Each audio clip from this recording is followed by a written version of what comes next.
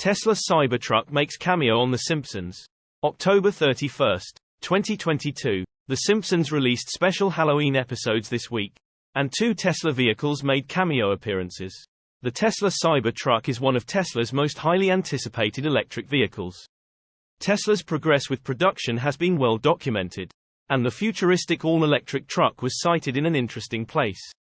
While watching The Simpsons Treehouse of Horror 33, a few Tesla supporters noticed something familiar. The futuristic electric truck appeared in the Halloween special, where the show's main characters have their own unique horrors. Whether or not The Simpsons has been accurately predicting the future is debatable. But one thing for sure is that Tesla doesn't need to pay for advertising. The Cybertruck's appearance in the Halloween episode seems to be a nod to Tesla and its mission.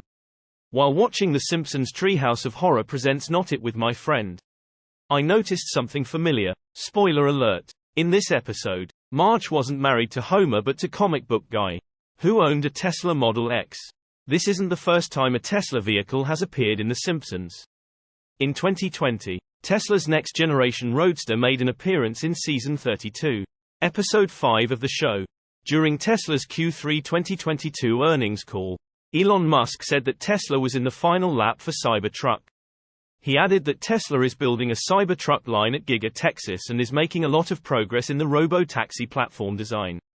In October, several Cybertruck bodies were seen inside Giga Factory, Texas, which reflects the company's progress with production.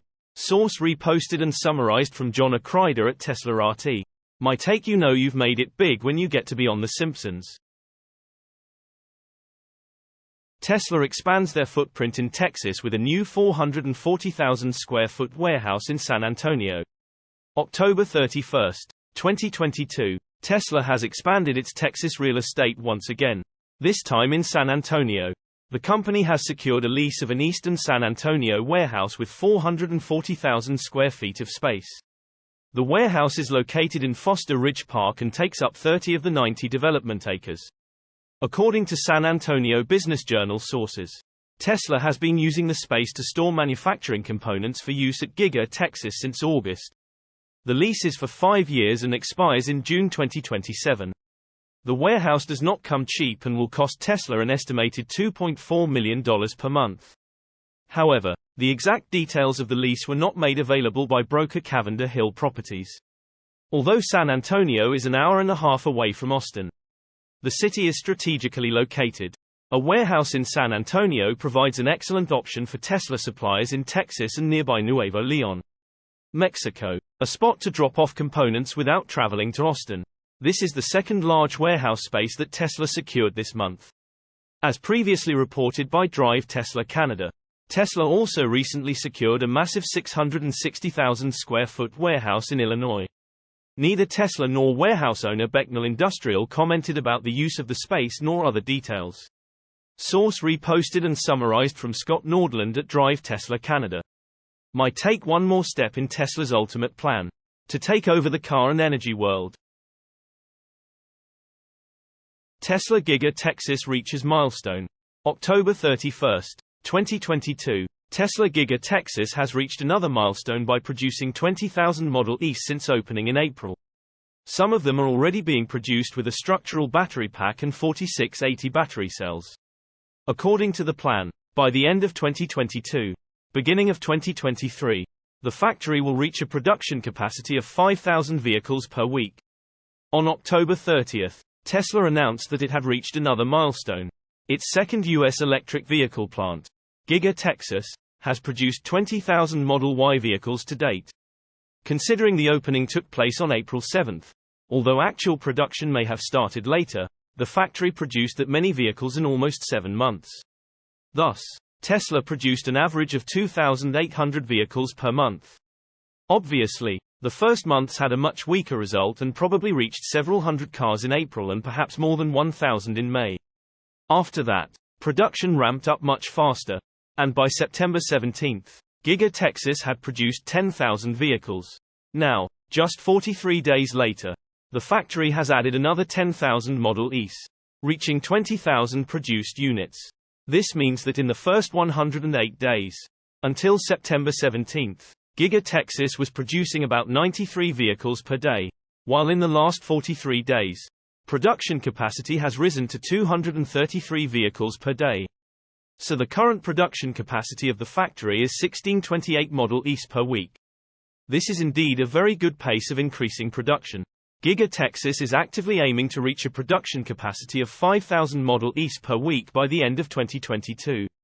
Early 2023, according to Tesla CEO Elon Musk during the Q2 2022 earnings call.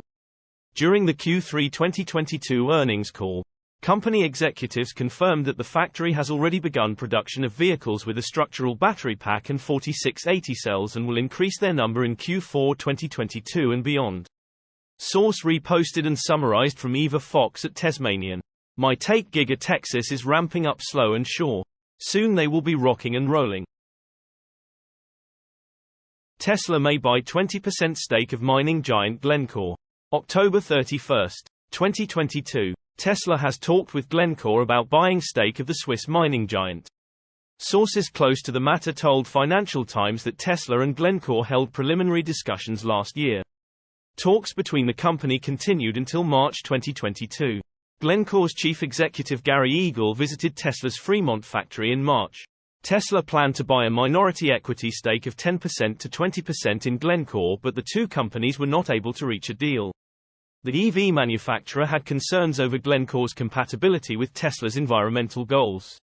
The Swiss mining giant is the world's largest trading house and producer of cobalt in the Democratic Republic of Congo (DRC), Australia, and Canada. Some of the cobalt mining practices in the DRC have been mired in controversy over the years. Some mining companies with businesses in the DRC are accused of hiring underage miners. Cobalt mining in the DRC has also raised public health concerns for miners due to continued exposure to dust and particles, resulting in lung and skin diseases. Although Glencore states that its main purpose is to responsibly source commodities that advance everyday life, the Swiss company released plans to align itself with the goals of the Paris Agreement in 2021. It plans to reach net zero emissions by 2050, starting with depleting its coal portfolio over time. The discussions between Tesla and Glencore didn't yield any results. However, the talks hint that Tesla is seriously thinking of entering the mining industry as it tries to ramp EV production worldwide in its 4680 assembly line. Glencore seemed like a good company for Tesla to start building ties in the mining industry since it secured a cobalt offtake agreement with the Swiss mining giant years ago for Giga Shanghai and Giga Berlin. Tesla's talks with Glencore probably provided some insights into the mining industry, specifically the process between mining to refining and production. Tesla has been open about entering the mining industry. The company doesn't seem too keen on mining but would consider joining the industry if necessary. At the last earnings call, Morgan Stanley's Adam Jonas asked Tesla executives about vertically integrating into mining. "Well, do whatever we have to, without limiting factors. Well, do. We do not personally constrain ourselves. We don't particularly integrate just for the hell of particularly integrating." Elon Musk replied to Jonas.